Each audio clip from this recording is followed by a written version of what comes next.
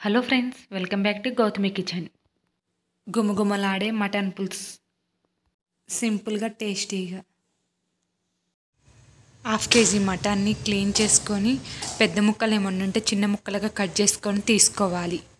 1 table spoon అల్లం వెల్లుల్లి paste, కొంచెం పసుపు, 2 టేబుల్ స్పూన్ కారం, 1 టేబుల్ స్పూన్ ధనియాల పౌడర్. వీటన్నిటిని ముక్కలకు పట్టే విధంగా కలుపుకోవాలి. 2 టేబుల్ స్పూన్ ఆయిల్ తీసుకోవాలి. ఆయిల్ తీసుకున్న తర్వాత మటన్ పీసెస్కి పట్టే విధంగా కలుపుకొని పెట్టుకోవాలి. ఒక 1/2 అవర్ పాటు మూత పెట్టుకొని పక్కన పెట్టుకోవాలి. 3 లేదా 4 స్పూన్ల ఆయిల్ తీసుకోవాలి. ఆయిల్ వేడి కాగానే 2 పచ్చిమిర్చిని చీల్చుకొని తీసుకోవాలి.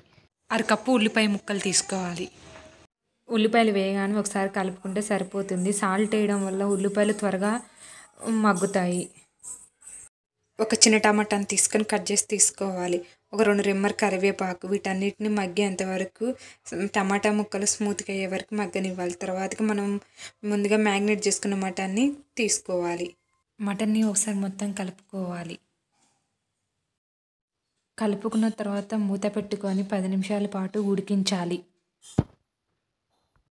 ఇలా ఉడికించడం వల్ల ముక్కలకి బాగా కారము, ఉప్పు ఇంకా బాగా పడుతుంది కాబట్టి తర్వాతకి ముక్కలకు మునగా వాటర్ తీసుకుంటే సరిపోతుంది. మళ్ళీ ఒకసారి కలుపుకుంటే సరిపోతుంది. ఇప్పుడు మనం ఉప్పు కానీ కారం కానీ సరిపోకపోతే ఇప్పుడు అడ్జస్ట్ చేసుకోవచ్చు. ఉప్పు కారం కలుపుకున్న తర్వాత ఒకసారి మళ్ళీ కలుపుకొని మూత పెట్టుకొని ఒక 10 నిమిషాల పాటు ఉడికిస్తే సరిపోతుంది. గుమగుమలాడే మటన్ పులుసు రెడీ. లాస్ట్కి ఫైనల్గా కొత్తిమీర గార్నిష్ చేసుకుంటే సరిపోతుంది. చపాతీలోకైనా చిల్లుగారెల్లోకైనా సూపర్గా ఉంటుంది.